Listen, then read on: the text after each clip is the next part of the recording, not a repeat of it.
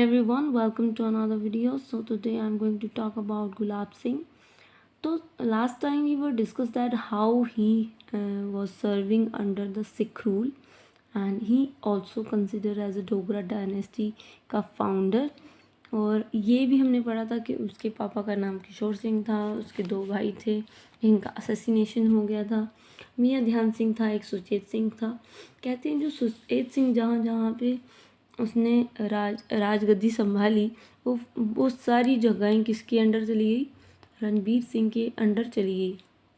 मियाँ ध्यान सिंह को उपाधि दी जाती है Raja of Bhimber because he was an longest service person under the Sikh rule. ठीक है, आगे हम बढ़ते हैं तो उसका भी मर्डर किया गया था, इन दोनों का मर्डर कर दिया गया था और जगह नहीं बची तो गुलाब बचे थे जो उनके तीसरे पुत्र थे किशोर सिंह के, उन्होंने गद्दी संभाली। और कहते हैं गुलाब सिंह और किशोर सिंह ये दोनों या इनके दोनों ब्रदर्स, ये चारों जो लोग थे वो सिख रूल के अंडर काम किया करते थे। और जो भी उन्होंने कुछ भी कैप्चर किया होता था वो किसको डेडिकेटेड था? सिखिज़म या सिख रूल को डेडिकेटेड था इन कश्मीर। हालांकि वहाँ पे जम्मू का कोई भी रूल नहीं था।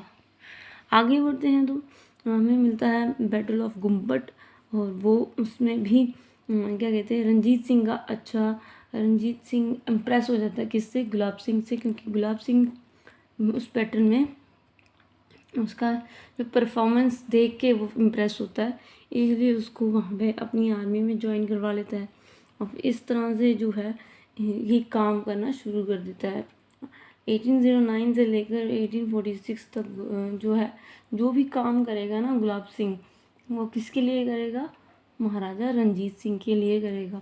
अब बात कर लेते हैं इसकी बात भी की, अब इसमें एंट्री ले ली थी गुलाब सिंह की ने रंजीत सिंह की आर्मी में, और उसने एक अपना कमांडो पॉइंट किया था जिसका नाम था जोरावर सिंह। जोरावर सिंह भी बहुत इंपॉर्टेंट है, जो बिलासपुर से बिलोंग करता है।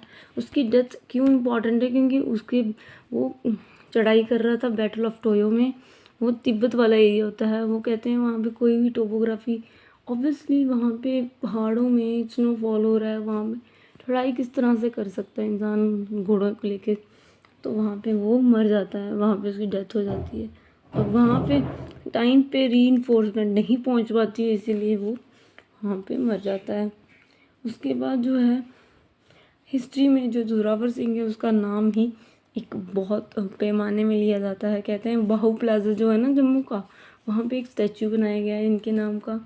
और ये जो कमांडर जो था ना वो महाराजा गुलाब सिंह के अंडर था, ना कि था तो वो रंजीत सिंह के लिए ही, सिख रूल के लिए ही काम कर रहा था, but at the same time जो था ना वो एक्चुअल में जो देखा जाए तो गुलाब सिंह का कमांडर इन चीफ था। अब क्या हो रहा था 1817 में, हमने ये भी पढ़ा कि जैसे राजौरी, रियासी, किश्तवाड़, ये तीनों जगहें जो है कैप्चर की गई गुलाब सिंह के द्वारा, और इनको एनेक्स करने में जोरावर सिंह का बहुत बड़ा हाथ है।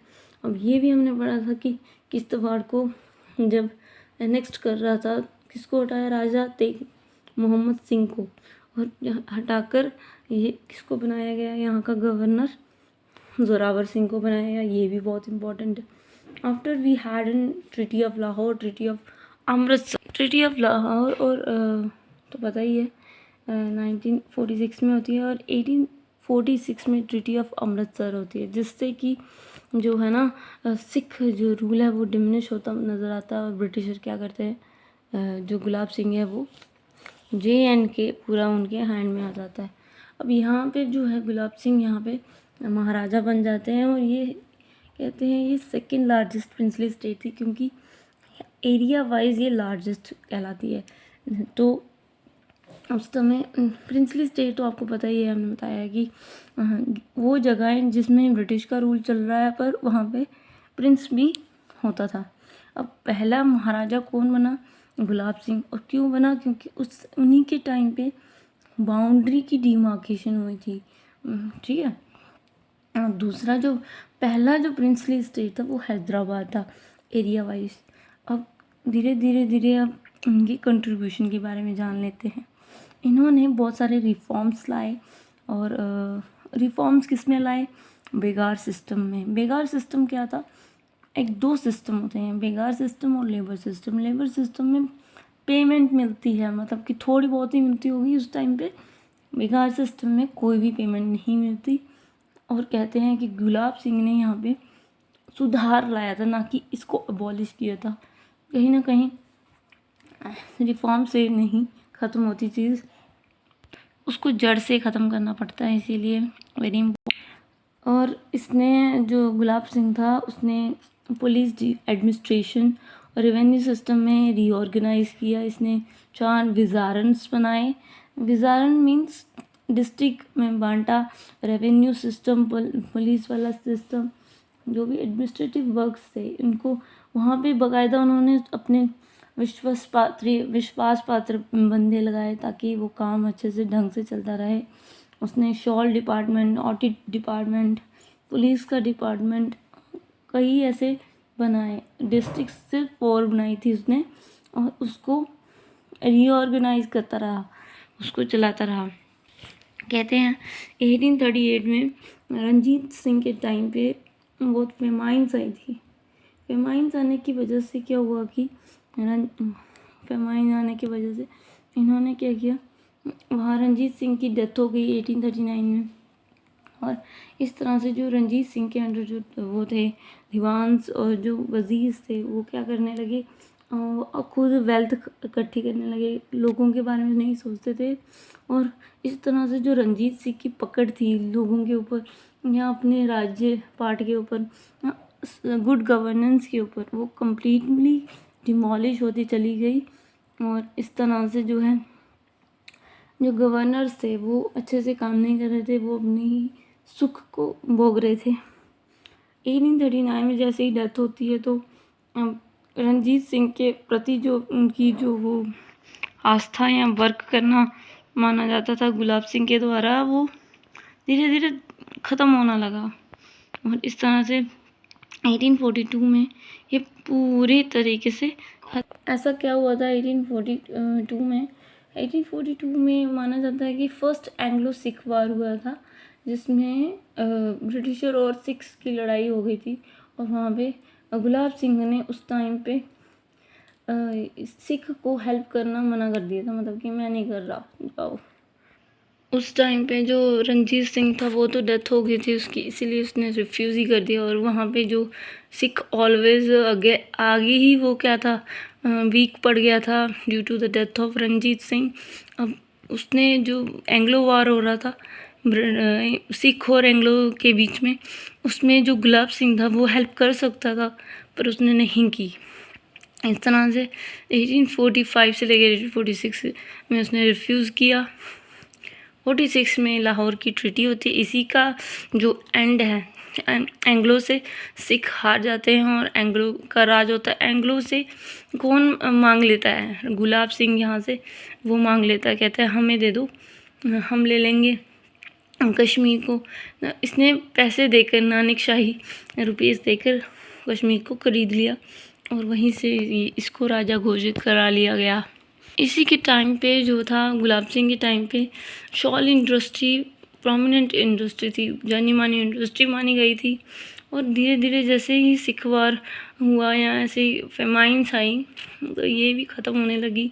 इन्होंने क्या किया, टैक्स इम्पोज करना शुरू किया। तो इस तरह से लोग जो थे उस टाइम पे, जब सिख का टाइम था उस टाइम की बात है ये, कि इंडस्ट्रीज डिक्लाइन होती चली गई टैक्स इम्पोज करने की वजह से। और कहते हैं जो शॉल इंडस्ट्री थी और सिंघाड़ा इंडस्ट्री थी, सिंघाड़ा बनाते थे ना वहाँ पे, वो दोनों ही डिमोलिश होते चले गए और वहाँ से लोग माइग्रेट होने लगे पंजाब की तरफ। और कहते हैं गुलाब सिंह ने यहाँ पे इसके लिए, इसको फिर से रीजनरेट करने के लिए इन्होंने रिफॉर्म्स लाए, रीऑर्गेनाइज करने के लिए शॉल इंडस्ट्रीज़ को। और इस तरह से जो है इन्होंने काम किया है। अब इस तरह से ये हमने पढ़ लिया। जो गुलाब सिंह थे वो फाउंडर ऑफ धर्मल ट्रस्ट के फाउंडर थे। अब आगे बढ़ते हैं। अब इसका जो राज है वो चल ही रहा है। तो 1851 में रघुनाथ टेम्पल की जो कंस्ट्रक्शन है वो स्टार्ट की जाती है। इसके बाद जो है 1821 में राजौरी का वो रिवॉल्ट होता है, वो 1817 में रिवॉल्ट स्टार्टेड रियासी, उसी में जोरावर सिंह की हेल्प से ज्वाइन किया करता है, ये तो हमने पढ़ा ही है। इसके बाद हमने ये है भीमगढ़ पोर्ट जो है बनाया गया था, इसको पहली बार रेनोवेट किसने किया था, ये गुलाब सिंह ने। पर बनाया किसने था भीमगढ़ पोर्ट, ये ऋषिपाल राणा ने बनाया था। ऋषिपाल राणा को रियासी का फाउंडर भी कहा जाता है। और कहते हैं रिनोवेशन एंड हुई हमारी 1841 में, ठीक है।